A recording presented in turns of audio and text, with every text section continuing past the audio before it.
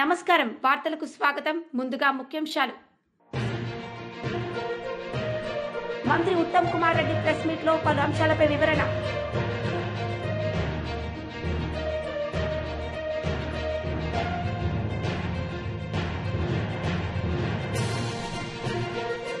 మాజీ మంత్రి బిడ్డల రజనీ ప్రెస్ మీట్ టీడీపీ నేతలపై ఫైర్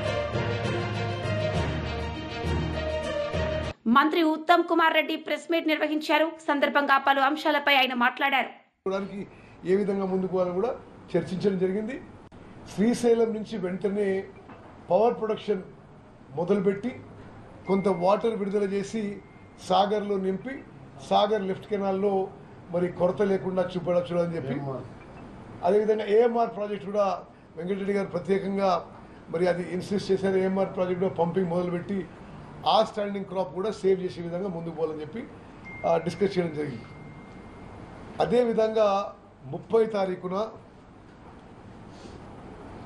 ఈ ఉగాది రోజు రాష్ట్ర వ్యాప్తంగా సన్నబియ్యం రేషన్లో సన్నబియ్యం ఇచ్చే కార్యక్రమం మొదలు పెడుతున్నాము.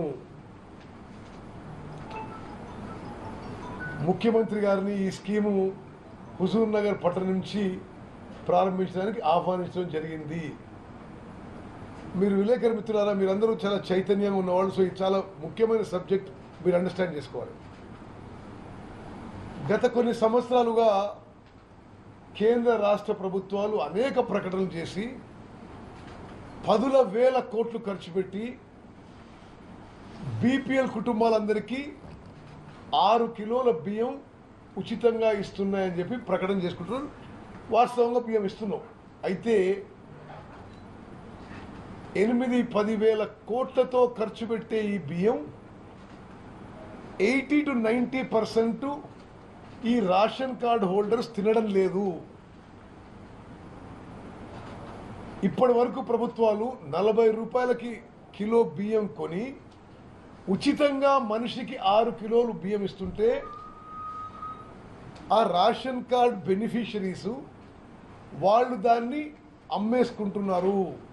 రీసైక్లింగ్ అవుతుంది.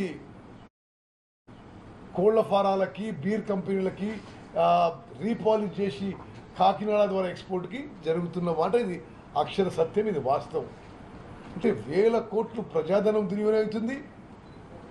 నిరుపేదలకి వాళ్ళకి మరి ఆహారం కోసం సరి అయిన ఫుడ్ లభించడం లేదు.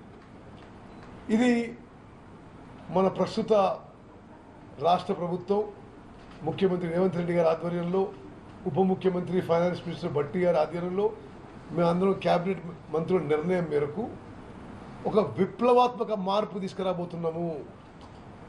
సోనియా గాంధీ గారి కళ నెరవేర్చి food security act Sonia Gandhi గారు పర్సనల్ ఇంట్రెస్ట్లో దేశంలో చట్టం చేయడం జరిగింది. ఫుడ్ సెక్యూరిటీ యాక్ట్ కింద 6 కిలోల బియ్యం ఇస్తున్నాం, కానీ ఆ బియ్యం మరి అది దొడ్డు బియ్యం అనో కోర్స్ గ్రెయిన్స్ అనో తినడం లేదు బెనిఫిషరీస్. ఈ 30 తారీఖు నుంచి మంచి క్వాలిటీ ఫైన్ రైస్ తెలంగాణ జనాభాలో 84%కి 84% ఆఫ్ పాపులేషన్కి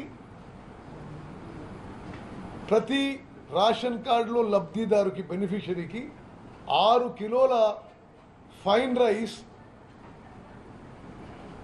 ఉచితంగా ఇవ్వబోతున్నాము. ఇది దేశంలోనే ఒక విప్లవాత్మక మార్పు, ఒక ముందడుగు. ఫుడ్ సెక్యూరిటీ కోసం, ఆహార భద్రత కోసం తీసుకుంటున్న గొప్ప నిర్ణయం, ఒక గొప్ప స్టెప్ ఫార్వర్డ్. మరి ఎందుకంటే ఇప్పుడు నువ్వు ఆలోచన చేయండి, సుమారు 84% జనాభా అంటే 3.1 to 3.2 crore ఇండివిజువల్స్కి వాళ్ళు కంఫర్టబుల్గా నెలకి 6 కిలోల ఫైన్ రైస్ ఇస్తే 84-85% ఆఫ్ పాపులేషన్కి ఫుడ్ విషయంలో ఇంకా ఆలోచన చేయాల్సిన అవసరం ఉండదు. It's a great step forward. నేను ఈ తరుణంలో సివిల్ సప్లైస్ మినిస్టర్ ఉండడం ఇది నా అదృష్టంగా భావిస్తున్నా. ఇంతమందికి కడుపు నిండా ఒక మంచి క్వాలిటీ బియ్యం ఇవ్వగలగడం ఇది మా అదృష్టం కూడా భావిస్తున్నాం. మరి ఈ కార్యక్రమం ఉగాదికి లాంచ్ చేసి మేము ముందు మాట ఇచ్చినట్టుగా అన్ని రాష్ట్ర వ్యాప్తంగా రేషన్ కార్డ్ హోల్డర్స్ అందరికి కూడా ఏప్రిల్ రేషన్ నుంచి ఈ సన్నబియ్యం వస్తాయి. మరి అదేవిధంగా రాష్ట్రంలో అనేక సంక్షేమ పథకాలు అభివృద్ధి కార్యక్రమాల గురించి డిస్కస్ చేయడం జరిగింది. మరి నేను మరోమారు మనవి చేస్తున్నా, ఇక్కడ 12 నియోజకవర్గాల్లో 11 మంది ప్రాతినిధ్యం వహిస్తున్నారు. మొత్తం 12 నియోజకవర్గాల్లో చాలా బలమైన కాంగ్రెస్ నాయకత్వం ఉంది, చాలా కాంపిటెంట్. మాజీ మంత్రి విడుదల రజని మీడియా సమావేశం నిర్వహించారు. ఈ సందర్భంగా పలు విషయాలపై ఆమె మాట్లాడారు. అసలు ఈ కేసు గురించి మనం మాట్లాడితే, ఈ కేసుకి సంబంధించి ఎవరైతే కంప్లైంట్ ఇచ్చారో ఈ కంప్లైంట్ ఇచ్చిన వాళ్ళని నేను ఏ రోజు చూడలేదు. ఈ కంప్లైంట్ ఇచ్చిన వాళ్ళు నన్ను ఏ రోజు కలవలేదు, నేను వాళ్ళని ఏ రోజు కలవలేదు. ఈ కంప్లైంట్ ఇచ్చిన వాళ్ళతో నేనెప్పుడు మాట్లాడలేదు. ఈ కంప్లైంట్ ఇచ్చిన వాళ్ళకి నాకు అసలుకి నో గివ్ అండ్ టేక్, ఏ మాత్రం కూడా వీళ్ళతో నాకు సంబంధం లేదు. వీళ్ళు అల్లినటువంటి కట్టు కథకు నాకు ఎటువంటి సంబంధం లేదు. అయినప్పటికీ కూడా ఒక కట్టు కథ అల్లి ఈ ఓరల్ బేస్డ్ ఆధారాలని బేస్ చేసుకుని ఈ రోజున ఏసీబీ కేసు నమోదు చేశారు. నేను మళ్ళా స్పష్టం చేస్తా ఉన్నాను, వీళ్ళెవరో ఏంటో, వీళ్ళ వేరబౌట్స్, వీళ్ళ బిజినెస్ ఏది కూడా నాకు తెలీదు, నాకు సంబంధం లేదు. ఈ కేసుకి నాకు ఎటువంటి సంబంధం లేదు. కేవలం ఒక పొలిటికల్ క్లౌడ్ తో దీని వెనకాల కొంతమంది ఉండి, వాళ్ళ వెనకాల కొంతమంది ఉండి చేస్తున్నటువంటి, విడుదల రజనీని టార్గెట్ చేస్తున్నటువంటి ప్రయత్నంగా రెడ్ బుక్ పాలన పరాకాష్ఠగా ఈ కేసుని ఈ రోజు చూడాల్సినటువంటి అవసరం ఉంది అని తెలియజేస్తున్నా. ఇప్పుడు అసలు ఈ కథ ఇదొక కట్టు కథ, చక్కటి కట్టు కథ. ఈ కథలోకి వెళ్తే అసలు ఎందుకు వీళ్ళు ఇలా చేస్తున్నారు, ఎందుకు ఈ కేసు పెట్టాల్సి వచ్చింది, ఏంటి కారణాలని గనక మనం చూస్తే, ఈ పెట్టినతను టీడీపీ సంబంధించినటువంటి వ్యక్తి. ఇతను ఈ కథకి వీళ్ళని ముందుండి నడపడానికి గల కారణం ఒక డైరెక్టర్ ఉన్నాడు. ఈ డైరెక్టరు, ఈ స్క్రీన్ ప్లే, వీళ్ళంతా కూడా ఈ యాక్టర్స్, ఆర్టిస్టులు వీళ్ళంతా. ఎందుకంటే మొదటి నుంచి కూడా ఒక మార్కెటింగ్ టీం ని పెట్టి, మీరు వస్తారా విడుదల రజని మీద కేసు పెడతారా, కంటెంట్ మేము ఇస్తాము, మీరు జస్ట్ అక్కడికి వెళ్ళి ఆ కంప్లైంట్ ఇచ్చిరండి, మీరు వస్తారా, అధికారం మా దగ్గర ఉంది, ఏం పని కావాలో చేసి పెడతాము, విడుదల రజని మీద మేము ఒక నరేషన్ ఇస్తాము, ఆ నరేటివ్ తీసుకుని పలానా ఆఫీస్కి వెళ్ళి కంప్లైంట్ చెప్పండి, బయటికి రాగానే మీడియాతో మాట్లాడండి, సోషల్ మీడియాలో పెట్టండి అనేది ఒక ఎజెండా పెట్టుకున్నారు. ఒక మోడస్ ఆపరెండా రన్ చేస్తున్నారు. దాంట్లో భాగంగానే ఒక బిజినెస్ మ్యాన్, ఒక వ్యక్తి వెళ్లి, ఇక్కడ ఒక డైరెక్టర్ ఉన్నాడు, ఆ డైరెక్టర్ ఎవరో కాదు, నరసరావుపేట ఎంపీ శ్రీ లావు శ్రీకృష్ణదేవరాయ గారు. He is the director. ఈ డైరెక్టర్ దగ్గరికి ఈ బిజినెస్ మ్యాన్ వెళ్తాడు. ఈ బిజినెస్ మ్యాన్ ఫ్రెండ్ అంటారు, ఈ బిజినెస్ మ్యాన్ బంధువు అంట, అదే పార్టీకి సంబంధించి, అదే వాళ్ళ వర్గానికి సంబంధించినటువంటి వ్యక్తి ఈ బిజినెస్ మ్యాన్. ఈ బిజినెస్ మ్యాన్ వెళ్లి అతనికి ఏవో బిల్లులు కావాలి, అతనికి ఉన్నటువంటి పెనాల్టీస్ వేవ్ ఆఫ్ చేయాలి, అతను యథేచ్ఛగా వ్యాపారం చేసుకోవడానికి అతని సపోర్ట్ కావాలని అతన్ని అడిగితే, అతడు ఇతనికి, డైరెక్టర్ గారు అన్నాను కదా కృష్ణదేవరాయ గారు, ఇతనికి ఇల్లీగల్ గా ఎట్లా అంటే అట్లా వ్యాపారం చేసుకోవడానికి, ఇల్లీగల్ వ్యాపారం ఇష్టం వచ్చినట్టుగా చేసుకోవడానికి, ఎదురే లేకుండా వ్యాపారం చేసుకోవడానికి సహకరిస్తానని హామీ ఇస్తూ కృష్ణదేవరాయ గారు ఈ బిజినెస్ మ్యాన్ ని ఒక కోరిక కోరుతారు.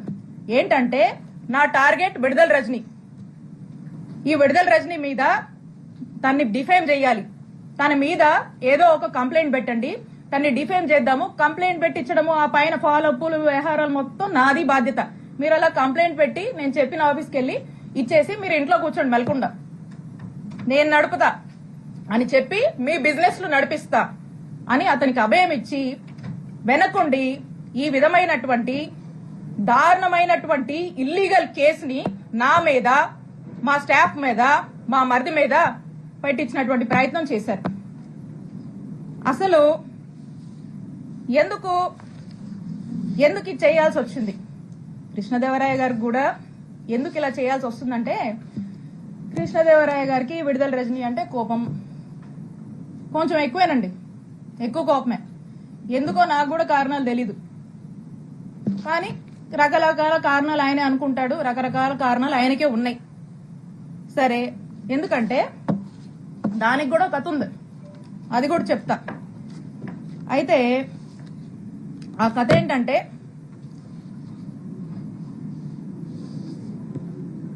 రెండు 2020 వైఎస్ఆర్ కాంగ్రెస్ పార్టీ అధికారంలో ఉంది. సెప్టెంబర్ 2 వైఎస్ఆర్ గారి వర్ధంతి. మాజీ మంత్రి శ్రీనివాస్ గౌడ్ మీడియా సమావేశం ఏర్పాటు చేశారు. సందర్భంగా పలు అంశాలపై ఆయన మాట్లాడారు. భరోసా లేదు, అక్కడ ఏదో సాకుతో వేధిస్తారు, తీసేస్తారో అని భయంతో.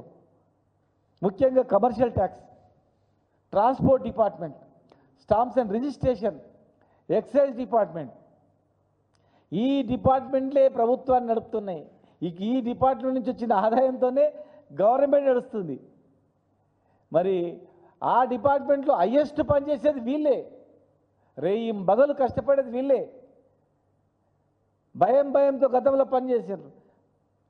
తెలంగాణ వచ్చిన తర్వాత మమ్మల్ని తీసేయరు, పర్మనెంట్ చేస్తారు అనుకున్నారు. పర్మనెంట్ కావడానికి ఇబ్బందులు పెట్టినా పిఆర్సీ ఇచ్చినప్పుడు సంతోషపడ్డారు. ఇక మనం భరోసా ఉందిలే. ఇవాళ మీరు 2 లక్షల ఉద్యోగాలే మీరు రిక్రూట్మెంట్ చేయలేదు, ఉన్న ఉద్యోగాలు తీసేస్తామంటే ఎట్లా? కొండ 4 మంది పెడితే ఉన్న 4 ఊడిపోయినట్లు. అరే కొత్త ఉద్యోగాలు ఇవ్వండి బాబు అని మేమే అడుగుతుంటే, మా విద్యార్థులతో ఎదురు చూస్తుంటే, ఒకవైపు నిర్బంధాలు, యూనివర్సిటీ బంధులు, విద్యార్థులను రిక్రూట్మెంట్ గురించి అడుగుతారేమో. అశోక్ నగర్లో ఒక యుద్ధ వాతావరణం, ఉస్మాన్ యూనివర్సిటీలో ఒక యుద్ధ వాతావరణం. ప్రతి యూనివర్సిటీలో మాట్లాడే హక్కు లేకుండా పోయింది. మీరు ఇస్తామన్న హామీలు అడగడానికి హక్కు లేదు. ఇలా తెలంగాణ ఉద్యమంలో ప్రముఖ పాత్ర పోషించినటువంటి ఈ అవుట్సోర్సింగ్ ఉద్యోగులను తీసేస్తామంటే వాళ్ళ బతుకులు ఏమైపోవాలా? చాలామంది మాట్లాడు, డిప్యూటీ సీఎం గారు కూడా గతంలో మాట్లాడి, మాకు 100 ఏళ్ల చరిత్ర ఉంది, ప్రభుత్వాన్ని ఎట్లా నడపాలన్నా మాకు తెలుసు, రెవెన్యూ ఎట్లా రావాలన్నా మాకు తెలుసు, ఈ రెవెన్యూతో ఎట్లా నడపాలని కూడా తెలుసు అని చెప్తున్నారు కదా. మరి ముఖ్యమంత్రి గారేమో నడవడానికి కష్టమైతేనే అంటున్నారు. ప్రతి నెల 6,500 కోట్ల రూపాయలు ఉద్యోగుల జీతాలకు ఇస్తామని చెప్తున్నారు. మళ్ళీ వాళ్ళు ఏం చెప్తున్నారు?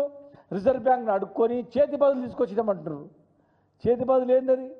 సంతాన ఇది చేతి బదులు ఎట్లుంటుంది?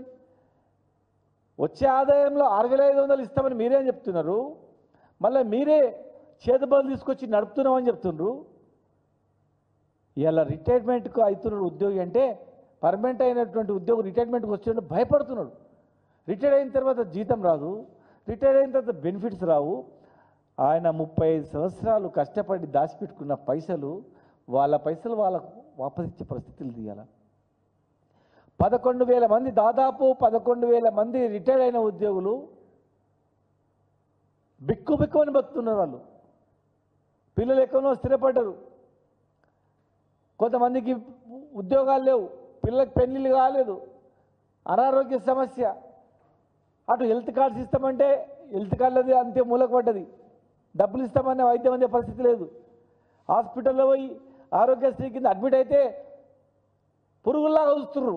అరే వీళ్ళ పైసలు వచ్చేటివి లేవు, పోయేటివి లేవు అని చెప్పి కొన్ని హాస్పిటల్లో ఉన్న వాళ్ళు పేషెంట్లను ఆరోగ్యశ్రీ కింద అడ్మిట్ అయినట్టే పురుగుల్లాగా చూస్తున్నారు. ఇక హెల్త్ కార్డుల సంగతి దేవుడెరుగు. రిటైర్డ్ అయిన ఉద్యోగులు వాళ్ళ పైసలు వాళ్ళకి ఇవ్వడానికి చేస్తున్నారు.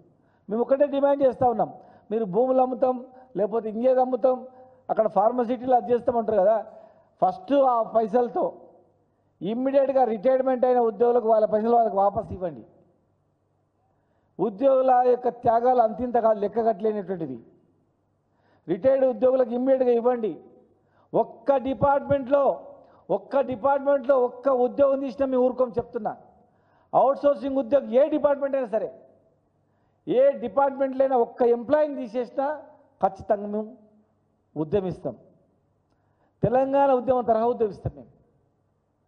పంచాయతీరాజ్ డిపార్ట్మెంట్లో ఇప్పటికి జీతాలు లేవు, మున్సిపల్ అడ్మినిస్ట్రేషన్లో అవుట్సోర్సింగ్ వాళ్ళకి జీతాలు లేవు, చాలా డిపార్ట్మెంట్లో అగమ్య గోచరం ఉంది. సర్వశిక్ష అభియాన్లో ఇంకా కొన్ని డిపార్ట్మెంట్లో పర్మనెంట్ చేస్తాం. కేంద్ర మంత్రి కిషన్ రెడ్డి మీడియా సమావేశం నిర్వహించారు. సందర్భంగా పలు అంశాలపై ఆయన మాట్లాడారు. అవినీతి పార్టీలు, అసమర్థ పార్టీలు మూటాగా ఏర్పడి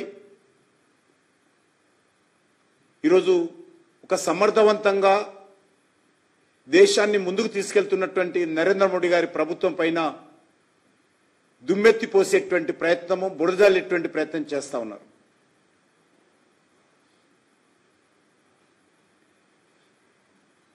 అది దక్షిణాది కానీ ఉత్తరాది కానీ, అది కాంగ్రెస్ పార్టీ ప్రభుత్వం కానీ, కమ్యూనిస్ట్ పార్టీ ప్రభుత్వం కానీ, మరో ప్రభుత్వం కానీ ఏ రకమైనటువంటి వివక్షత లేకుండా అన్ని రాష్ట్రాల్లో అభివృద్ధి జరగాలని కోరుకుంటున్నాము. ఒక ప్రధానమంత్రిగా నరేంద్ర మోడీ గారు దేశంలో ఉన్నటువంటి అన్ని రాష్ట్రాల అభివృద్ధి జరిగితేనే దేశం ముందుకెళ్తుందన్నటువంటి ప్రగాఢమైనటువంటి విశ్వాసంతో ఆయన పరిపాలన చేస్తూ ఉన్నారు. కేరళలో సిపిఎం ఉంది కాబట్టి కేరళ అభివృద్ధి జరగొద్దని, లేక తమిళనాడులో డిఎంకే ఉంది కాబట్టి డిఎంకే అభివృద్ధి జరగొద్దని, ఇక్కడ ప్రజలకు అన్యాయం చేయాలని ఏ పార్టీ కోరుకోదు, ఏ ప్రధానమంత్రి భావించడు.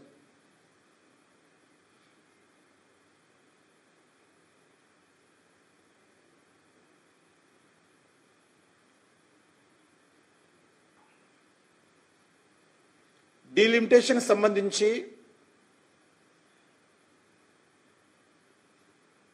ఏదైనా ఇప్పటికీ చట్టాలుంటే ఆ చట్టాలు గతంలో కాంగ్రెస్ పార్టీ ప్రభుత్వం ఉన్నప్పుడు చేసిన చట్టాలే.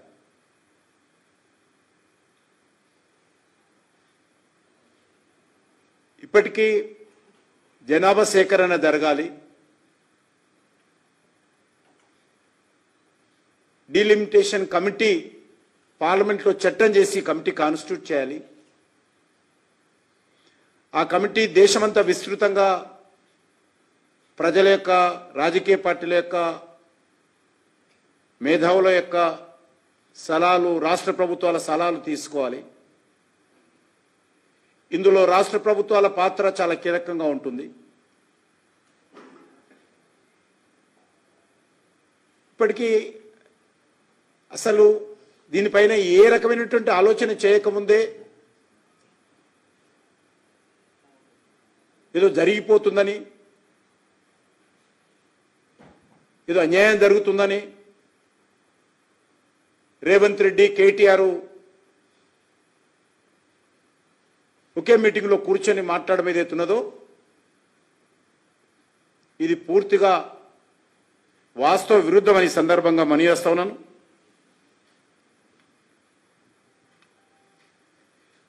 భారతీయ జనతా పార్టీ గత 10.5 సంవత్సరాలుగా నరేంద్ర మోడీ గారి నాయకత్వంలో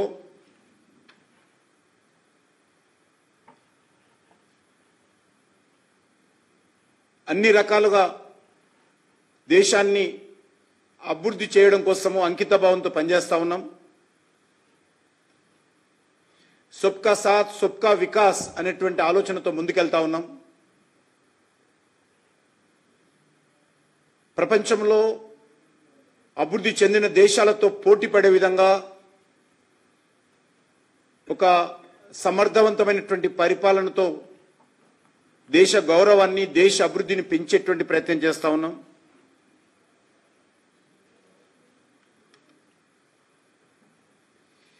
ఈ విజయము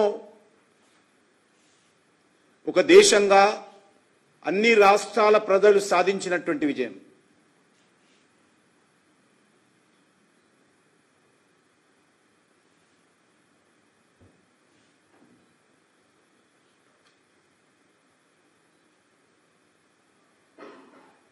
మరి ఈరోజు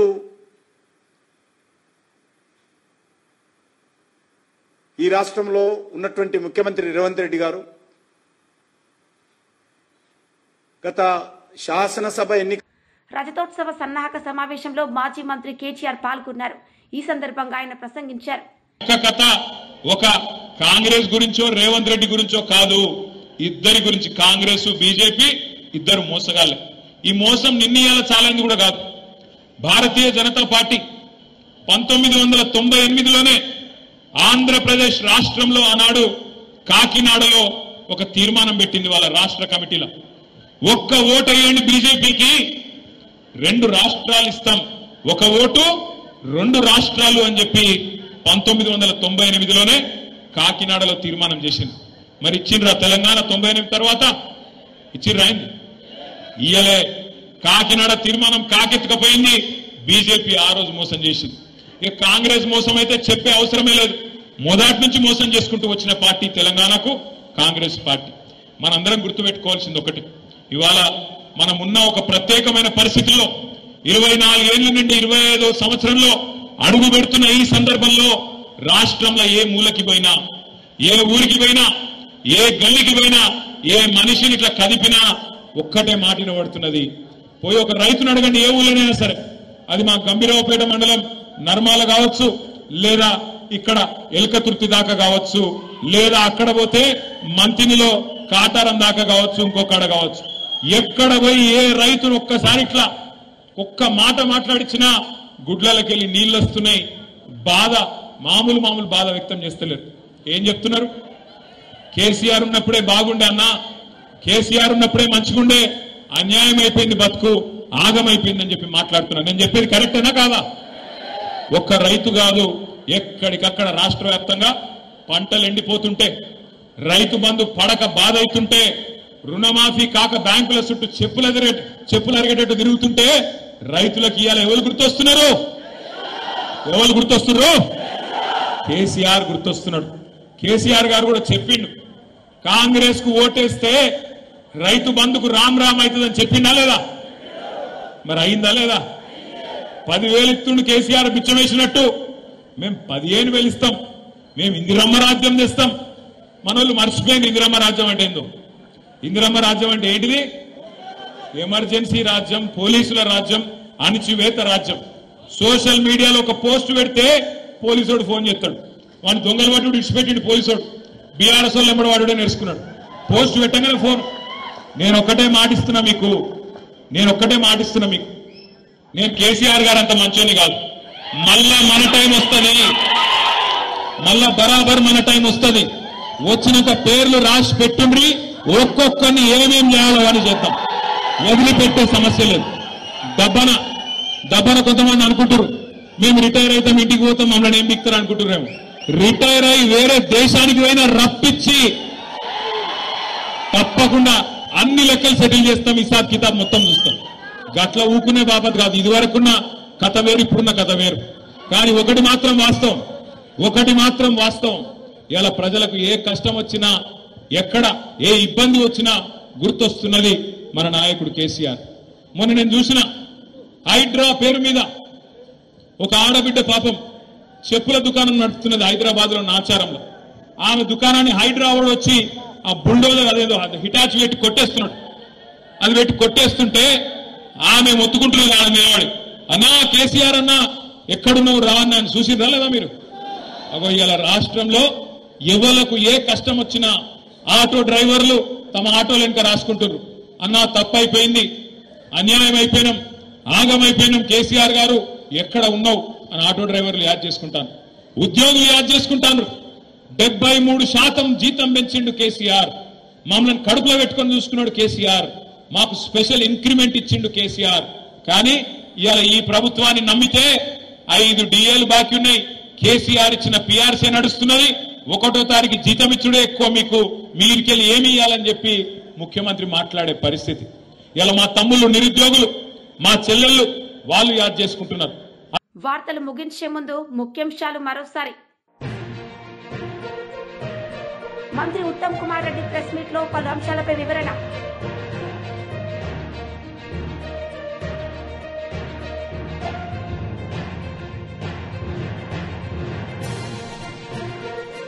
మాజీ మంత్రి విడుదల రజనీ ప్రెస్ మీట్, టీడీపీ నేతలపై ఫైర్.